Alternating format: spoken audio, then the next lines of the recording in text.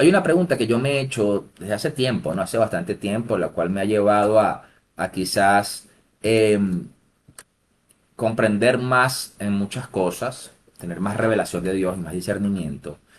Eh, en el aspecto de nosotros, saben que nosotros como cristianos muchas veces tenemos la percepción eh, de que tenemos que ayudar y hacer en pro de ayudar a las personas indefinidamente. Es decir, eh, ayudar y sacrificar y entregar y, y morir a pesar de que nos pueda afectar de una forma negativa, ¿no?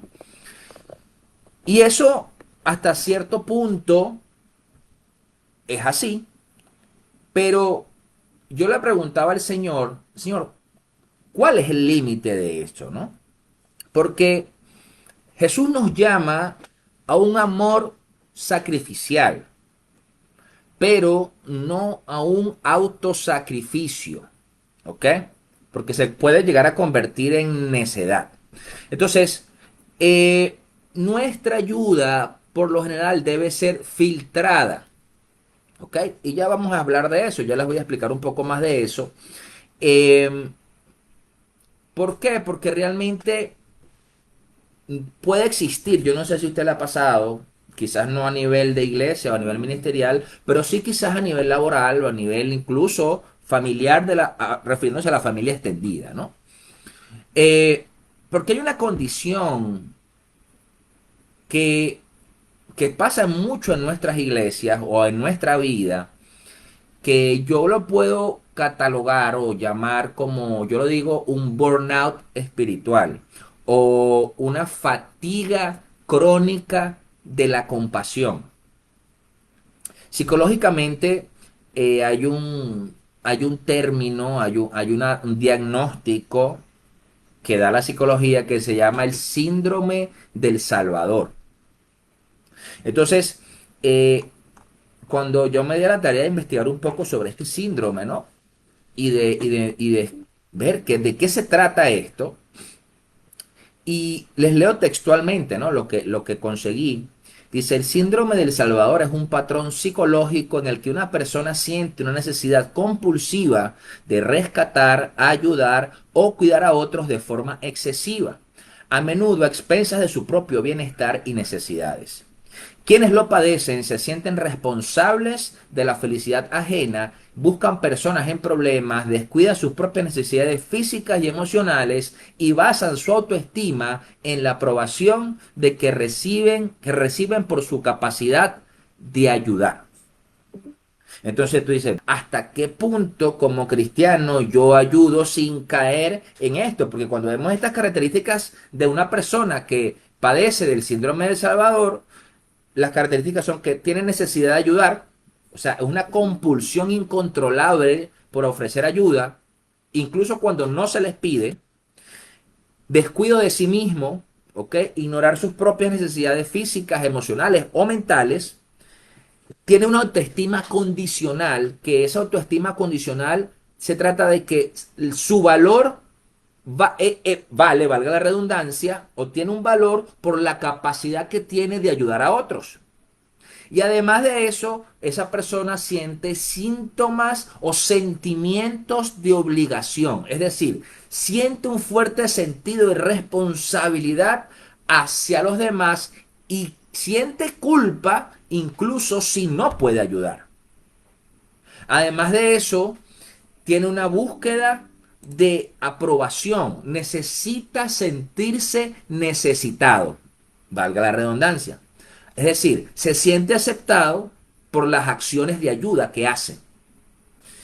Y además de eso, también sufre de miedo al abandono. Es decir, ese síndrome puede estar relacionado a la necesidad de que otros lo necesiten para no sentirse solos.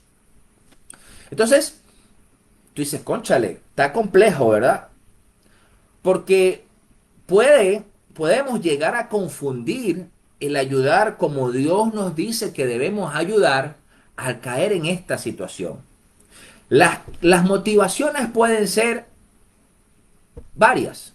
Las motivaciones pueden ser necesidad de sentirse indispensable, yo lo llamo orgullo, soberbia, evitar enfrentar sus propios problemas, es decir, huir es una forma, una vía de escape de tus propios problemas. Y por supuesto, la baja autoestima, ya que la creencia es que tu único valor es ser útil a los demás. ¿Ok? Entonces, por supuesto, cuando uno padece de esto, empiezas a experimentar agotamiento físico, mental, ansiedad, irritabilidad y siempre tienes una sensación de vacío a pesar de que das todo a los demás. No sé si me entiende, no sé si le estoy hablando a usted o si lo ha vivido o lo está viviendo, porque resulta que en esta situación las dinámicas relacionales o interpersonales se convierten en una situación tóxica y dependiente. Porque hasta le queremos quitar al salvado la posibilidad de desarrollar su autonomía. Y al salvador le resta la posibilidad de tener una vida plena. Entonces, eh, por eso es que esta situación, esta situación se manifiesta en creyentes y en personas que tienen un corazón de oro, pero que tienen unas ojeras que le llegan hasta el cuello. No sé si me entienden.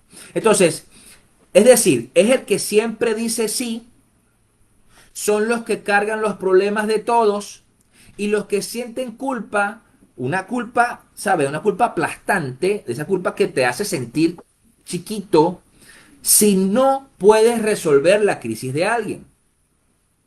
Entonces, su teléfono siempre está abierto, su billetera o su cuenta siempre está abierta, su agenda siempre está al servicio de la última emergencia que se presente.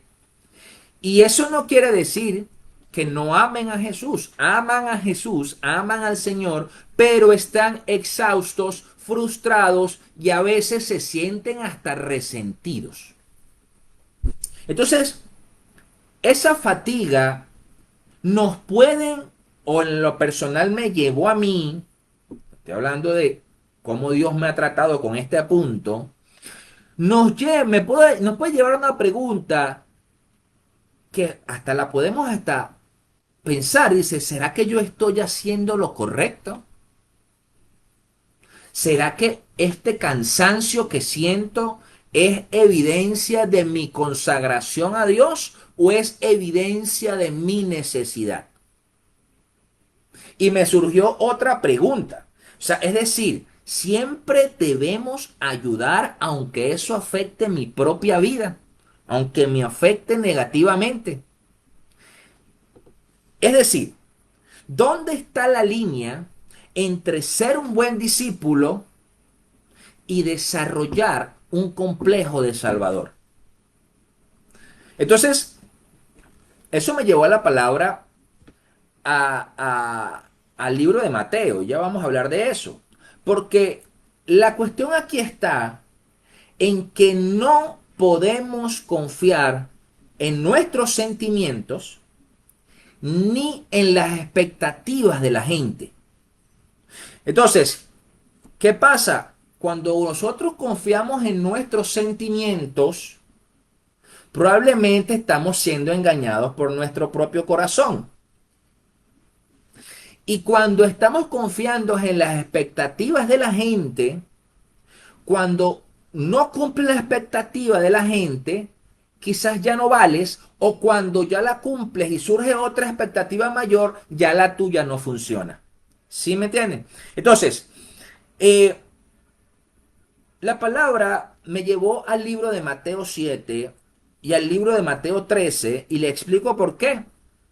Porque el Mateo 7 nos habla del cuándo, del cómo de la ayuda, y en el Mateo 13 nos habla del por qué. Entonces, Algo que tiene maravilloso Jesús en esto es que Jesús nos libera de la carga de ser el Mesías de todo el mundo. Jesús nos llama a algo más sostenible en nuestra vida y nuestro caminar en Cristo. Y es a ser mayordomos sabios.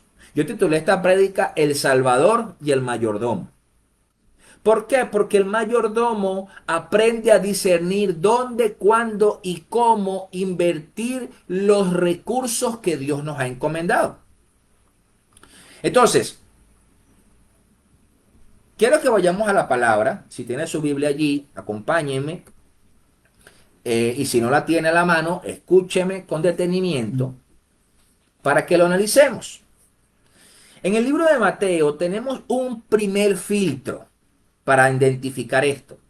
Ese primer filtro es la autoevaluación, pero una autoevaluación radical, honesta, sincera. Hoy en la modernidad la llamaríamos brutal. ¿Ok?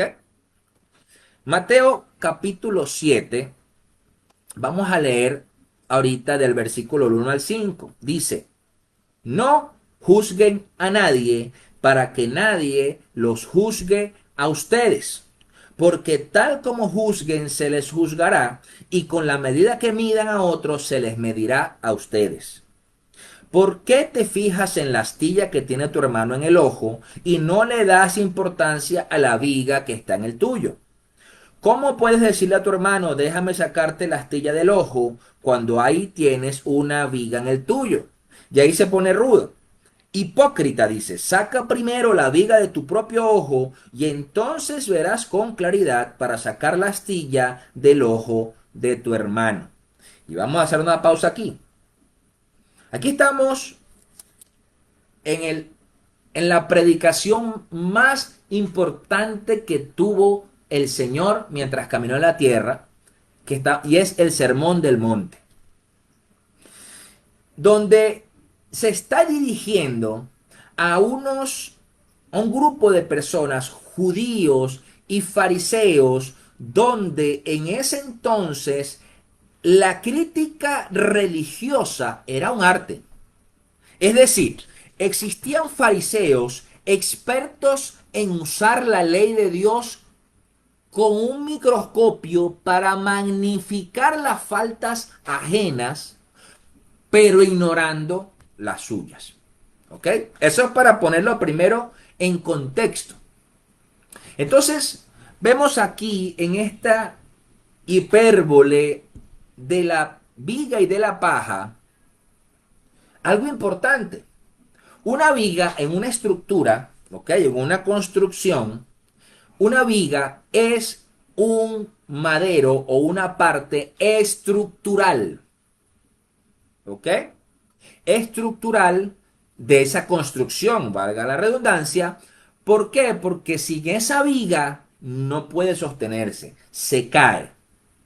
Entonces, esta viga, quizás que está hablando aquí Mateo 7, que tenemos en el propio, que puede ser que tenemos en el propio ojo, puede ser el orgullo. Si estamos viéndolo desde el punto de vista del Salvador, del síndrome de Salvador, o el que yo siempre tengo que ayudar y dar, esa viga puede ser orgullo que se traduce en solo yo puedo ayudar. ¿Ok? Quizás esa viga es la necesidad de ser necesitado que le mencionaba hace un momento. Esa viga puede ser el miedo a la desaprobación o incluso la necesidad o el intento de expiar la propia culpa que sentimos a través de buenas obras. Entonces la cuestión es que Jesús en estos versículos nos está preguntando si antes de salvar o de ayudar a alguien, has lidiado con tu propia ceguera. Esa es la pregunta que nos está haciendo él allí. O sea, antes de querer ayudar a nadie, antes de querer salvar a nadie, lidiaste con tu propia ceguera. Ya viste la viga que hay en tu propio ojo. Eso es algo que nos tiene que llevar a meditar. Porque es muy común ver a cristianos el tema de querer juzgar, el tema de querer ayudar o el querer hacer sin ver su propia vida. Porque hay una contraparte en estos versículos que es que mucha gente dice, bueno, pero es que no tenemos por qué juzgar porque la palabra nos dice que no tenemos que juzgar a nadie. Pero el asunto está que estamos hablando de juzgar con un discernimiento correcto. Aquí lo que está refiriéndose es a no juzgar la astilla o la paja en el ojo del otro, ¿verdad? Sin primero ver la viga propia. Entonces, ¿qué sucede? Nos damos cuenta que aquí el Señor lo que nos está diciendo es que primero ve tu propia vida y juzga con un discernimiento sano, correcto. ¿Ok? Entonces, ¿qué pasa? Es imposible no notar una viga. Vuelvo y repito, porque es una parte estructural de la construcción. Y Jesús aquí nos establece una condición previa innegociable que si no la queremos ver es porque nos estamos haciendo los ciegos. Y esa condición es la autoconfrontación. O sea, es decir, confrontarte contigo mismo. Entonces, ¿dónde se conecta o dónde se conecta esta parte que nos habla la palabra en Mateo 7, del 1 al 5, con lo del síndrome del Salvador que venía hablando hace un momento? Un Salvador o una persona que tiene síndrome, que sufre el síndrome del Salvador, se enfoca compulsivamente en la paja ajena, en la astilla ajena. Porque a menudo es una forma de ignorar la propia vida. Entonces, o no era lo que le pasaba a los fariseos. Eso era lo que criticaba y juzgaba a Jesús de los fariseos. Precisamente eso. Entonces, ¿qué sucede? Cuando nosotros entendemos que necesitamos lidiar con nuestra propia ceguera, empezamos a cambiar de ese síndrome de Salvador a realmente querer ayudar a la gente o querer dar de una forma sana bíblica. ¿Ok? Ese es el primer filtro, la autoevaluación radical, como les decía. Hay un segundo filtro que vemos aquí en este capítulo y es porque cuando tú lees el siguiente versículo, es como que cambia, dice, bueno, pero ya va, no entendí aquí esta parte, ¿no? Se los leo, Mateo 7:6. Y este filtro, este segundo filtro, es el discernimiento sabio. El 6 dice, no den lo sagrado a los perros, no sea que se vuelvan contra ustedes y los despedacen, ni echen sus perlas a los cerdos, no sea que las pisoteen. Este versículo es bien, bien escandaloso, o por lo menos para esa época era muy escandaloso. Porque, y sobre todo si lo vemos desde el punto de vista de la modernidad, donde todo el mundo hoy se ofende por cualquier cosa que se le dice, donde nadie puede tener una opinión franca y sincera porque el otro se ofende. Eso es una realidad, ¿no? Eh, este texto explica, y los pongo un poco en contexto histórico-cultural de este tema. Para los judíos, el cerdo era un animal impuro, ¿ok? Un animal que representaba lo impuro. Y los perros también, pero quizás no al nivel del cerdo. Los perros eran vistos y considerados como un animal sucio, ¿me entiendes? Que siempre estaba sucio. Entonces, ¿qué sucede? Para, para ellos, el hecho de que no des lo sagrado, ¿verdad? A los perros, ni las perlas a los cerdos, nos está hablando de tener un discernimiento de qué es lo que damos y cuándo lo damos. ¿Ok? Es decir, aquí hay un límite del amor, del amor que debemos tener. Es decir, fíjense, Cuando nosotros entendemos que lo santo se refiere a lo que son enseñanzas, verdades, ¿ok? Revelaciones de Dios, y las perlas simbolizan las cosas de gran valor que Dios nos da, como la sabiduría, el conocimiento espiritual. Está Jesús aquí advirtiendo a sus discípulos no compartir estas verdades y estas revelaciones con aquellos que no las valoran o no las o incluso las desprecian. ¿Ok? Entonces, ¿qué sucede? Esas perlas son la verdad del evangelio, el consejo bíblico, el tiempo que ofrecemos, nuestra energía emocional, nuestros recursos financieros. Por eso le digo, aquí hay un límite claro y necesario que está poniendo el mismo Señor. Por eso es que les decía que a veces se nos mete en la cabeza a los cristianos que es que tenemos que ayudar como de lugar a quien sea, como sea, no importa el qué. Pero aquí Cristo, en el versículo 6 de Mateo 7, está diciendo, no den lo sagrado a los perros, no sea que se vuelvan contra ustedes y los despedacen, ni echen sus perlas a los cerdos, no sean que las pisoteen. Entonces la pregunta es esta, ¿somos nosotros más buenos que el Señor? Mentira. El mismo Cristo está diciendo aquí que no dé lo sagrado ni las perlas a quien no lo valora. Entonces, cuando estos tesoros son constantemente pisoteados, despreciados y la respuesta es hostilidad y ataque, Jesús nos da permiso. Voy a corregir allí. No es que nos da permiso, nos da la instrucción de detenernos. Y el problema está que cuando padecemos de este síndrome del Salvador o creemos que nosotros tenemos que ayudar a como dé lugar a todo el mundo, nos genera culpa. ¿Sí lo vemos?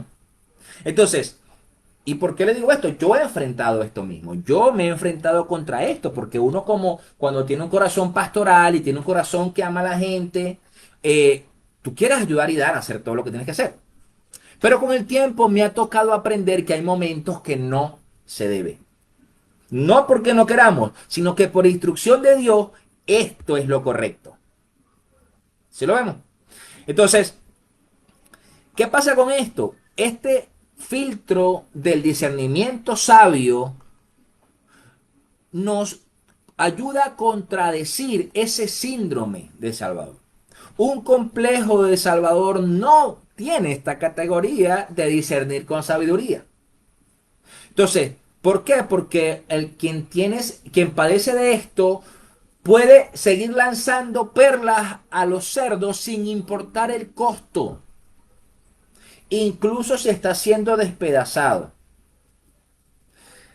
Entonces, Jesús aquí nos dice que esto no es santidad.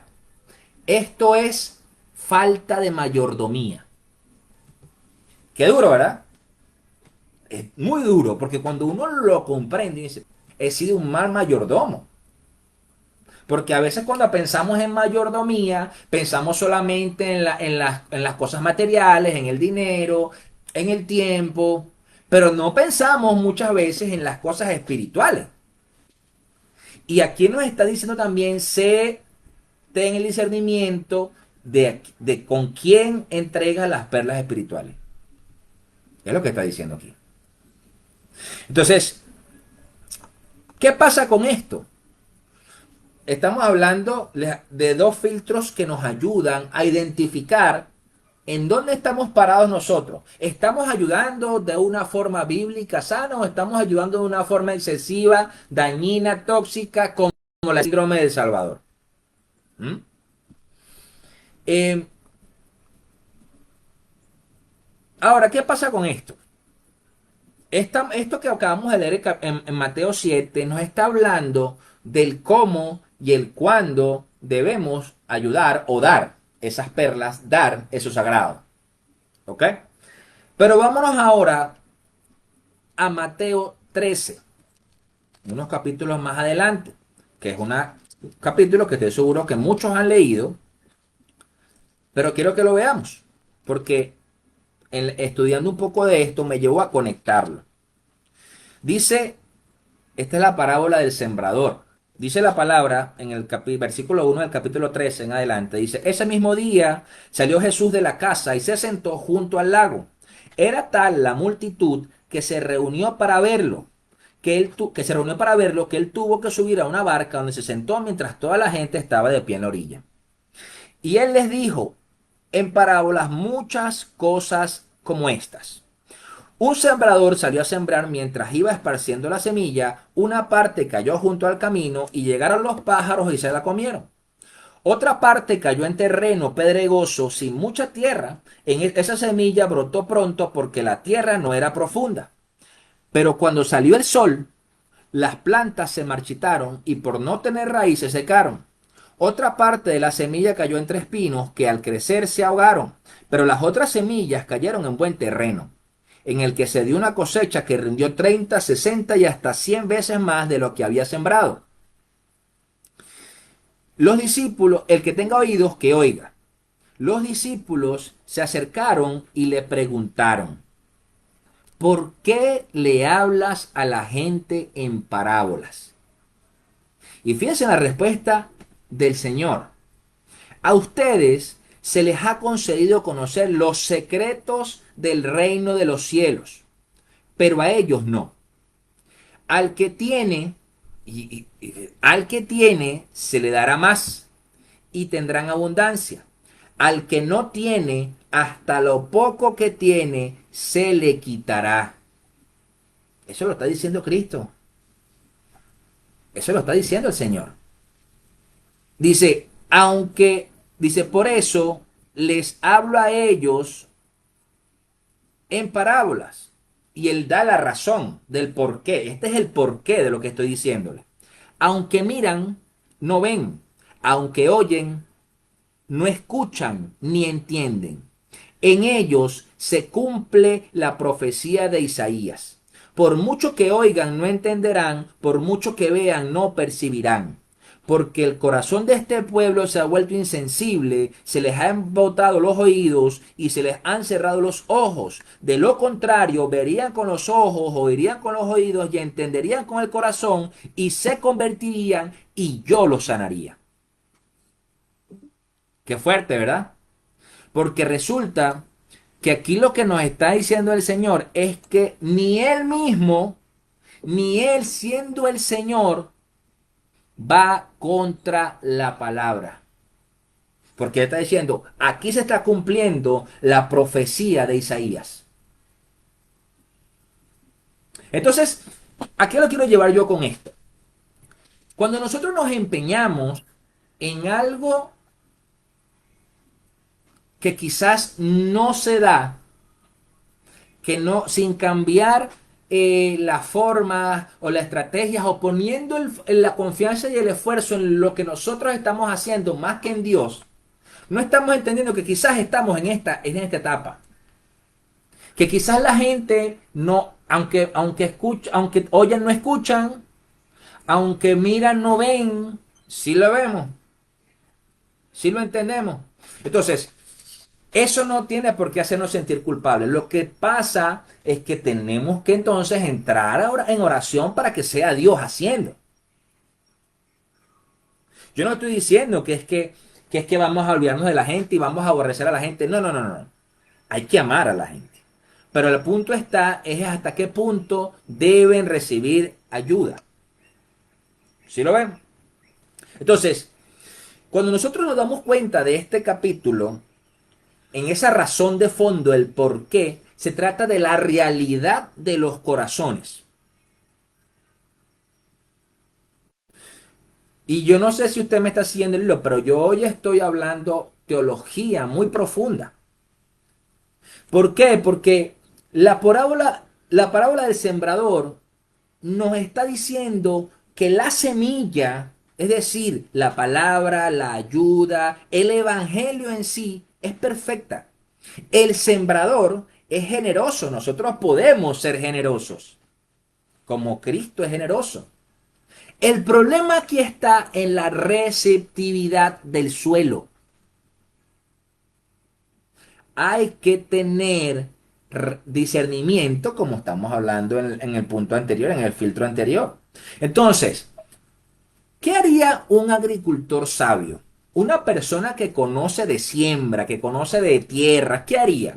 Un agricultor que conoce su terreno sabe que seguir sembrando en el camino endurecido por el paso es inútil. Sabe que la semilla que está entre espinos va a ser ahogada. Cuando sufrimos de este síndrome del Salvador, que siempre quiere ayudar sin importar qué, ignora la condición del suelo y cree que su esfuerzo frenético puede forzar el fruto. Y el fruto va a depender del suelo. Un mayordomo fiel discierne el suelo y actúa en consecuencia de ese suelo. Ojo, y voy a aclarar esto, no quiere decir que vas a dejar de orar por ese suelo duro. Quiero que lo tengas claro. Lo que estoy diciendo es que vas a dejar de invertir los recursos de mala manera. ¿Ok? Tú vas a seguir poniendo eso en manos del Señor. Tú vas a seguir orando por ese suelo para que se convierta en un suelo fértil. Pero eso no evita que debamos discernir cuál es el suelo correcto y actuar en consecuencia de eso. Entonces, ¿por qué? Porque la transformación del suelo es obra única y exclusivamente del Espíritu Santo, no nuestra. Entonces, ¿qué necesitamos ver aquí? Si el síndrome pasa algo, hay una diferencia entre querer ser el Salvador y el querer ser el mayordomo. El ser el Salvador se enfoca en la actividad. La mayordomía dirigida por Dios se enfoca en la fructividad. Entonces, un Salvador se define por cuánto hace. Su identidad está ligada a su actividad de rescate. Por esa razón es que usted se da cuenta que en el mundo cristiano, en el cuerpo de Cristo, hay mucha gente que cataloga si una iglesia es buena o mala por cuánto hace. No por cuánto fructifica en el alma de la gente, sino por cuánto hace. Es porque en esa mente hay una mente de Salvador. ¿Ok? Entonces, el mayordomo fiel se define por la obediencia a las instrucciones del dueño. El mayordomo a lo mejor no le parece, no está de acuerdo, no entiende, pero va a seguir las instrucciones del dueño. Es decir, la identidad de ese mayordomo descansa en Cristo, no en su ministerio de ayuda, no en ese ministerio de ayuda. Entonces, por eso es que, y se los digo con toda propiedad, porque yo como pastor he escuchado en muchas conversaciones pastorales, no en una, en muchas conversaciones pastorales, en distintos lugares, cuando un pastor o un líder o alguien, un ministro de X congregación, se refiere a otra congregación diciendo, ay no, porque es que aquellos nada más tienen 30. Tú dices, pero, y yo decía, pero Dios mío, en ese momento cuando yo escuchaba eso, decía, pero Dios mío, quiere decir que entonces esos 30 son menos importantes que los 500, 200, 1000, 5000 que puedan haber en otro lugar.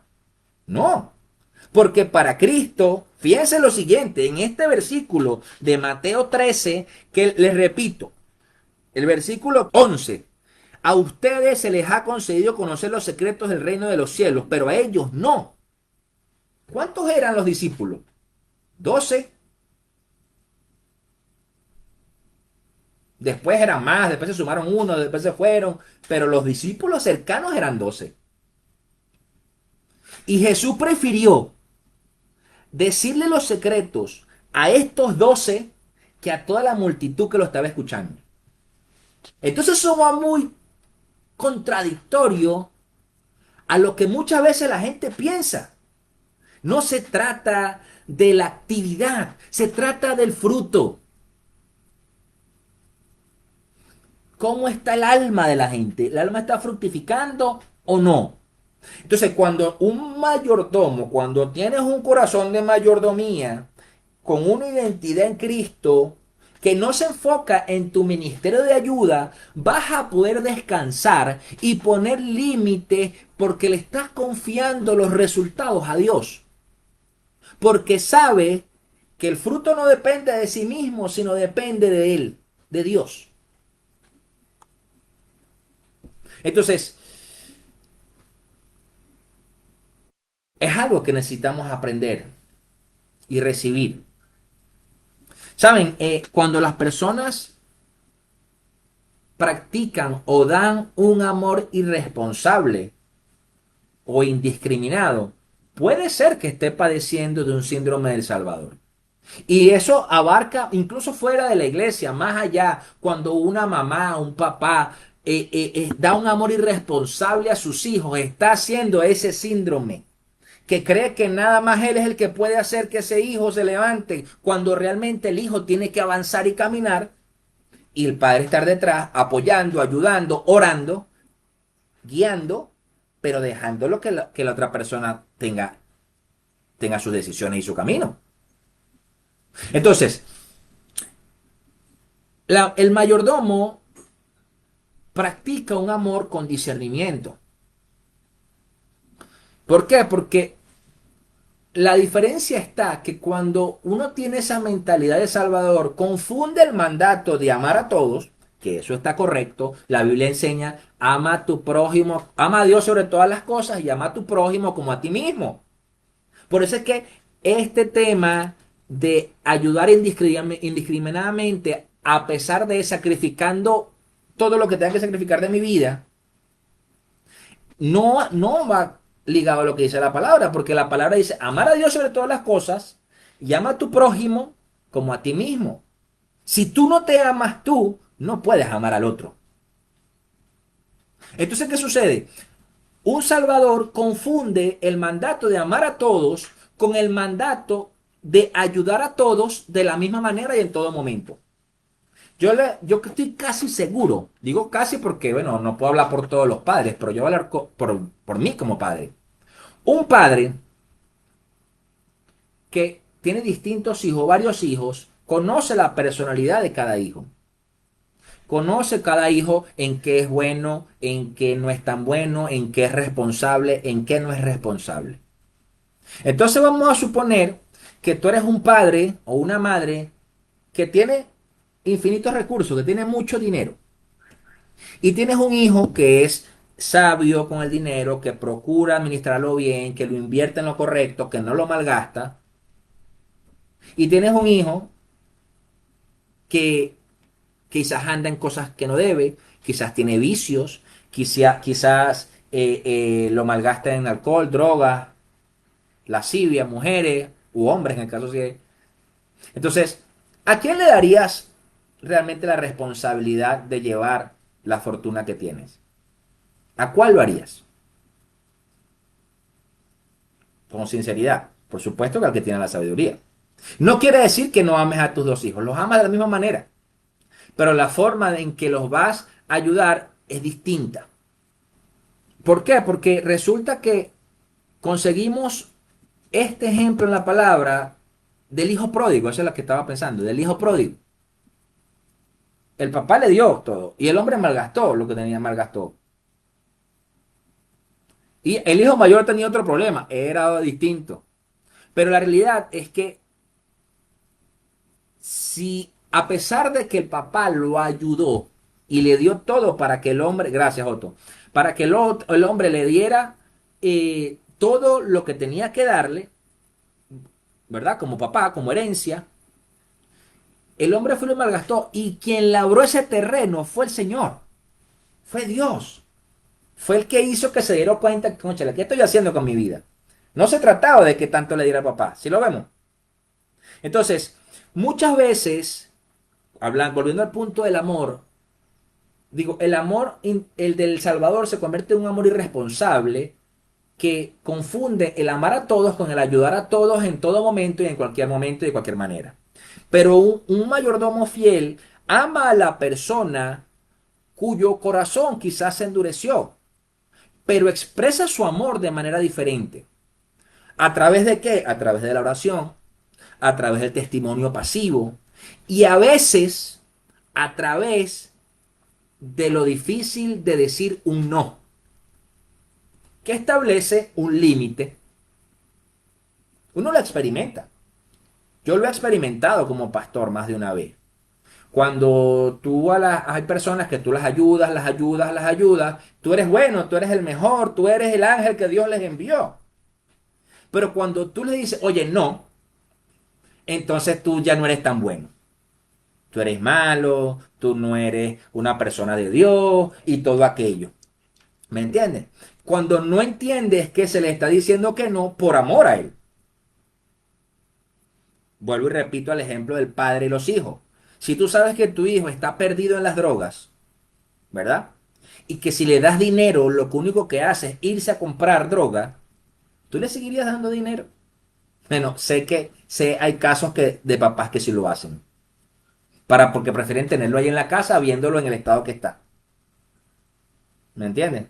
Entonces, realmente es el tema de poder darnos cuenta que el pensar con el síndrome del Salvador habilita, sí, pero el pensar con mayordomía fiel a Dios empodera. Ahorita que está muy de moda el empoderamiento y el estar empoderado, sobre todo en el tema femenino. Y voy a explicar esto. Nosotros como salvadores, al resolver constantemente las crisis generadas por irresponsabilidad ajena, como salvador nos convertimos en habilitadores. ¿Ok? Y eso crea en la persona o en la otra persona una dependencia que impide el verdadero arrepentimiento y crecimiento. Entonces, si tú constantemente la persona tiene una crisis por algo que pasa por sus propias irresponsabilidades, por sus propias deseos de no cambiar lo que tiene que cambiar, aunque ya lo has hablado, lo has tratado, lo has buscado más de una vez, entonces cada vez que tú vas y le resuelves la situación, entonces va a crear una dependencia de ti. ¿Y qué sucede? Esa dependencia va a hacer que esa otra persona nunca, nunca se fije realmente en el Señor, en depender de Él y en querer cambiar lo que tiene que cambiar para que no vuelva a suceder. Y ahí es donde radica el arrepentimiento, porque el arrepentimiento te lleva a que yo quiero cambiar esto y no vuelva a pasar. O sea, un giro 180 grados de la dirección que llevabas. Entonces, ahí hay un problema. Y ahí vuelvo y repito, ahí radica lo que pasa muchas veces en nuestras iglesias, digo, en el cuerpo de Cristo, donde se crea en la gente una dependencia del que lo ayudó, del pastor, del líder, del ministro, del apóstol, del profeta, del maestro, de quien sea. De crear esa dependencia, de tienes que depender de mí. Y no es así. Un mayordomo fiel busca empoderar a la persona. Es decir, su ayuda tiene como objetivo restaurar la restauración y la madurez. Entonces, ¿qué pasa? A veces la acción de más amor y que más empodera a la gente y que más lo llena de Dios es permitir que las personas experimenten las consecuencias naturales de su decisión y de sus acciones. ¿Por qué? Porque a menudo y por lo general, ese punto es el punto de quiebre donde el suelo del corazón comienza a ablandarse. Estamos hablando de la semilla, ¿verdad? De la tierra. Y muchas veces ese punto donde la gente empieza a enfrentar las propias consecuencias de sus acciones, ahí es donde empieza Dios a trabajar en esa tierra. Para que la semilla que se lance y la semilla que caiga allí dé buen fruto. Por eso es que este tema ha venido retumbando en mi mente, porque nos pasa que nos sentimos mal, porque no podemos ayudar, porque, o incluso hasta porque no tengo ganas, me siento cansado, quiero descansar, quiero ver una película y tengo que salir a ayudar. ¿Sí me entiendes? Te genera un sentimiento de culpa y por eso vas y lo haces. Entonces, necesitamos evaluar esto. Ahora, hay una aplicación práctica para nuestra vida. O sea, ¿cómo yo identifico de qué lado estoy? Es decir, ¿estoy siendo un mayordomo fiel que hago las cosas conforme a Dios? ¿O estoy siendo una persona que está sufriendo de un síndrome de Salvador o parecido, ¿verdad? Que quiere ayudar y que independientemente de lo que sea. Entonces, esto nos lleva a que tenemos que hacernos un chequeo de corazón y hacernos preguntas. Hay tres tipos de preguntas que tenemos que hacernos. La primera, la pregunta del espejo. La pregunta del espejo es lo que vimos en Mateo 7, del 3 al 5. ¿Por qué te fijas en la astilla que tiene tu hermano en el ojo y no le das importancia a la viga que está en el tuyo? ¿Cómo puedes decirle a tu hermano, déjame sacarte la astilla del ojo cuando ahí tienes una viga en el tuyo? Hipócrita, saca primero la viga de tu propio ojo y entonces verás con claridad para sacar la astilla del ojo de tu hermano.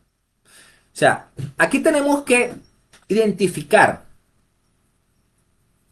si estamos parados en la línea de que yo quiero ser el Salvador o de que o en la línea de yo quiero ser el mayordomo. Cuando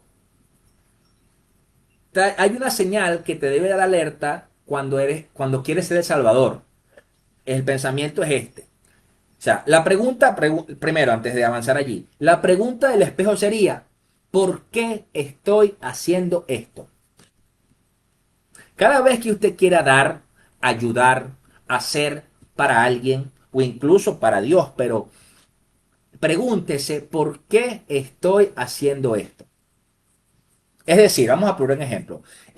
Yo quiero ayudar a alguien y comprarle, no sé, un mercado, ropa, medicina, pero yo estoy haciéndolo para que vean qué bueno soy, para que los demás me aplauden, oh, qué bueno eres, qué grande, tú sí eres misericordioso. O lo estoy haciendo porque realmente quiero que la persona se sienta amada por Dios y así no me agradezca, así no me diga nada. ¿Mm? Entonces, esa necesidad a veces compulsiva de querer mostrar lo que estoy haciendo, se puede convertir en eso. Y yo no estoy diciendo, porque yo entiendo que como organización uno a veces recibe donaciones y uno tiene que mostrar públicamente lo que hace. Yo eso lo comprendo. Pero cuando cada vez sientes esa necesidad, algo está pasando en tu corazón. Porque yo no tengo necesidad de mostrarle a nadie lo que yo hago para Dios. Dios lo ve igual. Yo puedo ayudar a gente sin que nadie sepa. ¿Sí me entienden? Entonces, esa señal, como le digo, en esa pregunta del por qué estoy haciendo esto, hay una señal que nos tiene que dar alerta de si estamos queriendo ser el Salvador. Y esa señal puede ser un pensamiento como el, si no lo hago, ¿qué van a pensar de mí? ¿Verdad? Me siento culpable. Necesito sentir que soy indispensable. Y si veo que la responsabilidad se la delegan a otros, me genera como que me está quitando el puesto. Está duro, ¿no? Porque yo necesito sentirme indispensable.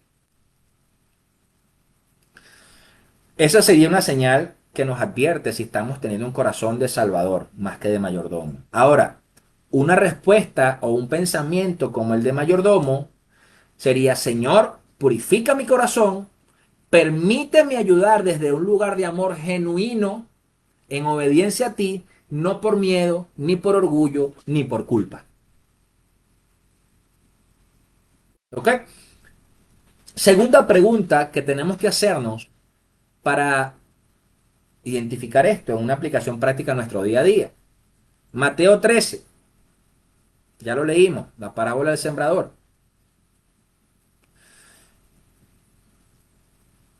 La pregunta sería, ¿cuál ha sido el patrón de respuesta? Es decir, cada vez que tú lanzas la semilla, cada vez que tú ayudas, cada vez que tú siembras, cada vez que tú tratas de ayudar, ¿cuál ha sido el patrón de respuesta?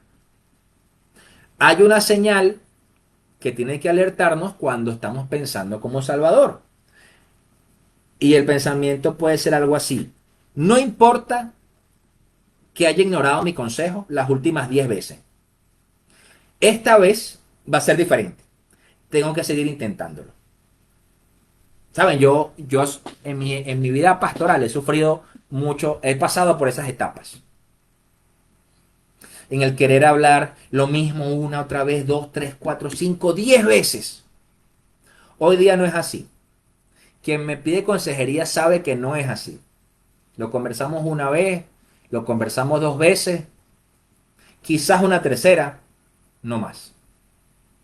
¿Por qué? Porque si yo converso contigo una cosa y te hablo de parte de Dios y te trato de ayudar en un consejo que trato de darte, puede ser que no hayas entendido y a lo mejor pasó de nuevo, y puede ser que no hayas entendido y pasó una tercera vez, pero ya de en adelante me está mostrando es que tú no quieres. ¿Me entiendes? Que como dice ese versículo de Mateo 13, aunque escuchas no oyes, aunque miras no ves. Entonces, simple y llanamente, ya yo se lo dejo al Señor. Bueno, Señor, ya yo ayudé aquí, ya yo entregué esto, ya yo hice, bueno, lo dejo en tus manos. No dejo de orar por la persona, no dejo de pensar, Señor, ayúdalo. Todo el día pienso en eso. Señor, ayuda a fulanito, oro en esto, en donde sea que esté.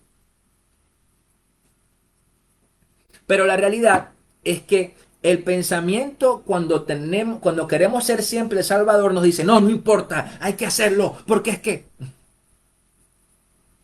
cuidado. Una respuesta de un mayordomo o de un mayordomo fiel va a ser esa. Señor, he sembrado fielmente, pero siempre el patrón ha sido el rechazo, ¿verdad? Que puede ser el camino, si vamos a la parábola del sembrador, o que nunca hay fruto, pueden ser espinos. Debo cambiar mi estrategia. Quizás ahora mi rol es orar y esperar a que el Señor sea el que haré la tierra. ¿Me entiendes? Entonces tú dices, ok, ¿cómo lo hago, Señor? Esa es la segunda pregunta. Le repito, la primera pregunta es, ¿por qué estoy haciendo esto? La pregunta del espejo. O sea, reflejarte, confrontarte. La segunda pregunta es la pregunta del suelo. ¿Cuál ha sido el patrón de respuesta? Y vamos a la tercera pregunta. La pregunta de la perla.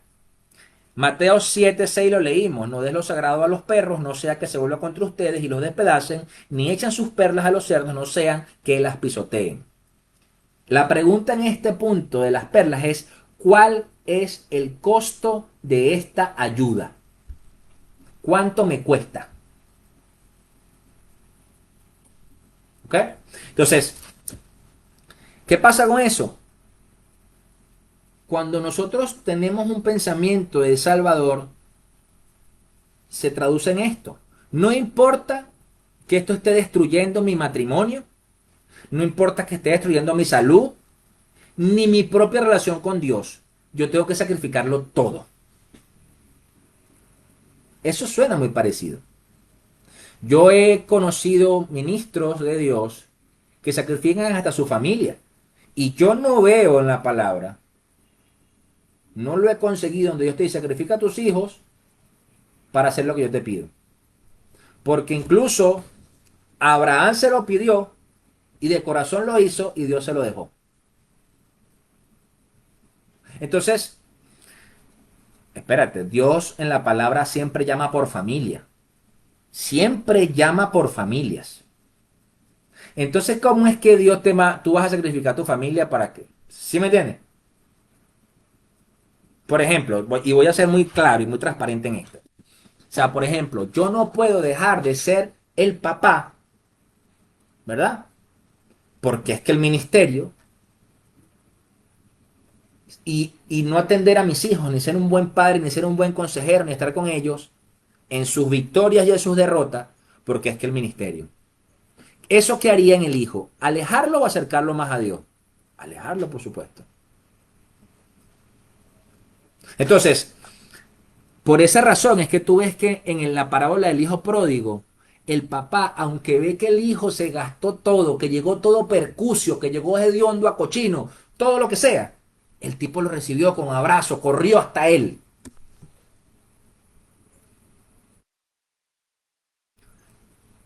Entonces, no, siempre tenemos que medir cuál es el costo. ¿Qué pasa? ¿Qué nos dice? Vamos un momento a Lucas, que me vino ahorita a la mente. 28, Lucas 14, 28. Supongamos que alguno de ustedes quiere construir una torre. ¿Acaso no se sienta primero a calcular el costo para ver si tiene suficiente dinero para terminarla? Si echa los cimientos y no puede terminarla, todos los que se la vean comenzarán a burlarse de él y dirán, este hombre ya no pudo terminar lo que comenzó a construir. O sea, es decir, siempre vas a calcular el costo. Y este versículo de Lucas está hablando del precio del discipulado. En el intertítulo de mi Biblia dice el precio del discipulado. Entonces, ¿qué sucede? Tú antes, cuando tú vas a discipular, porque fíjate que estamos hablando de algo que se conecta en todo esto, en el hacer discípulos. Antes de tú hacer discipulado, tú calculas cuál es el costo de esta ayuda. Esto está afectando, vuelvo y repito, tu matrimonio, tu salud. Entonces yo creo que estás teniendo un pensamiento que no es de mayordomía. Porque un pensamiento de mayordomía va a llevarnos a pensar de esta manera. Estoy llamado a hacer un sacrificio vivo, no un sacrificio muerto. Esta ayuda me está despedazando y volviéndome ineficaz en mis responsabilidades primarias. Debo proteger las perlas que Dios me ha dado. Señor, dame la sabiduría para establecer un límite amoroso, pero firme. ¿Ok? El amor no es contrario a la firmeza. Entonces, ¿qué es lo que pasa con todo esto? El hecho de tener ese pensamiento de querer ser el Salvador es un pensamiento que es muy, muy, muy agotador. No planifica, no evalúa costos, no entiende ni discierne de que tengo que cuidar y ser cuidadoso con lo que doy, cuándo lo doy y el por qué lo doy. Sea lo que sea dinero, sea tiempo, sea lo que sea. Entonces, necesitamos realmente evaluar en nuestro corazón en qué línea estoy parada. Porque el hecho de nosotros tener ese pensamiento de querer ser siempre el Salvador se convierte en una carga tan pesada. Porque queremos hacerlo en nuestra fuerza, en nuestro entendimiento, en lo que yo creo que es lo correcto. Y resulta que la Biblia nos enseña que Jesús mismo dijo, mi yugo es fácil y mi carga ligera. Entonces, si tu yugo se siente insoportablemente pesado, es probable que no estés cargando el yugo de Cristo, sino un yugo falso del síndrome del Salvador. Y lo que quiere Dios con esto que estamos hablando hoy es que seas libre del yugo falso.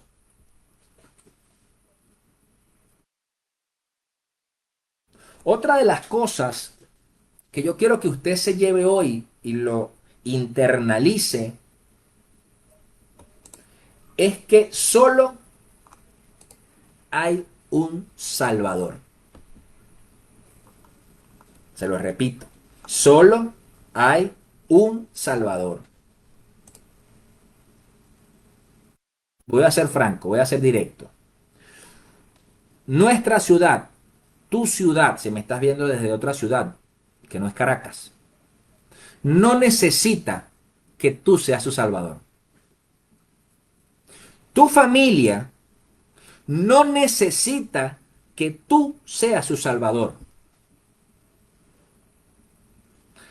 La iglesia, esta iglesia incluso, no necesita que tú seas su Salvador. ¿Saben por qué? Porque todos ellos, todas esas ciudades, todas esas familias, todas esas iglesias, incluso nuestra iglesia, no necesita muchos salvadores, necesita un solo Salvador y se llama Jesucristo. Ese es el Salvador al que tenemos que llevar a la gente. Entonces, cuando nosotros queremos ser ese Salvador, el que todo lo hace, el que todo lo ayuda, el que a todos levanta, estamos usurpando el lugar de Cristo. Porque el lugar del Salvador es solamente de Él. Nosotros todos debemos ser mayordomos. Entonces, eso nos rompe un poco las estructuras. Rompe un poco la estructura que existe dentro de la iglesia de Cristo, del hombre de Dios, del ungido de Dios, de que aquel es el que... No, porque resulta que la iglesia no necesita otro Salvador. El Salvador ya vino, ya murió en la cruz y ya resucitó al tercer día. Ya por él fuimos salvos. Todos los demás que estamos aquí en la tierra estamos aplicando a la mayordomía o deberíamos estar aplicando a la mayordomía de administrar las perlas y administrar todos los tesoros que Dios nos da. Y les confieso, a mí en lo personal, eso me trajo mucha libertad, me trajo mucha paz. ¿Por qué? Porque yo quizás por inmadurez o cuando estaba más joven en el ministerio, era ese de hacer de todo el mundo, tengo que ayudarlo, que cónchale. Y llegó un momento que no te hallas, que tú dices, ¿qué estoy haciendo? Entonces tú dices, no, espérate un momento, lo estoy haciendo de una forma incorrecta, errada. Entonces, ¿qué es lo que yo quiero que usted se lleve hoy? Esto. Tenemos el llamado a renunciar. Renunciar a la posición de Mesías. Renunciar a la carga de la culpa falsa. Y tenemos el llamado de abrazar el verdadero gozo de ser mayordomo fiel del mejor dueño del universo. No hay mejor Señor que Jesús. Un mayordomo que ama profundamente va a servir generosamente, pero también va a descansar sabiamente. Porque va a entender y va a saber que la cosecha al final solo depende de Cristo. No depende de él como el sembrador. Siempre va a depender del Señor. Entonces, yo lo que espero y anhelo, hermanos, es que usted pueda tener esa libertad de ayudar con propiedad, de amar con propiedad, pero con responsabilidad. De tener discernimiento sabio de cuándo yo estoy dejando esto en las manos de Dios y cuándo lo quiero hacer yo. Porque a la larga, al hacerlo tú, los recursos son finitos, el cansancio es finito, o sea, y llega un momento que no vas a poder, te vas a agotar de tal manera que... Entonces, esa es mi invitación en este día, en el que usted pueda identificar eso en su propia vida. Y no solamente dentro de la iglesia, en su familia, con sus amigos. ¿Qué no está dejando en las manos de Dios? ¿Y qué quiere hacer usted? Suelte ese síndrome del Salvador y permita realmente que el Salvador sea Jesucristo. No se enfoque en lo que hace, en la actividad. Enfóquese en el fruto que se está dando. Porque cuando nosotros nos enfocamos en el fruto, estamos haciendo lo que Dios nos manda.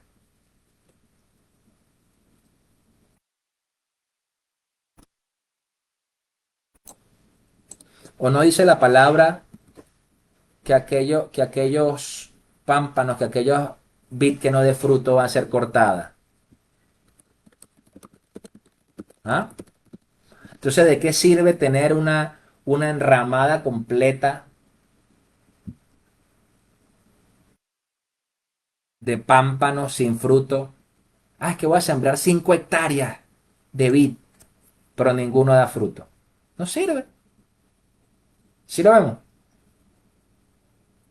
Entonces, bueno, allí donde está, acompáñenme a orar en este tiempo para que sea el Señor dándonos el discernimiento, dándonos la sabiduría de ayudar, de que podamos dar y ayudar con gozo, con libertad, pero sabiamente.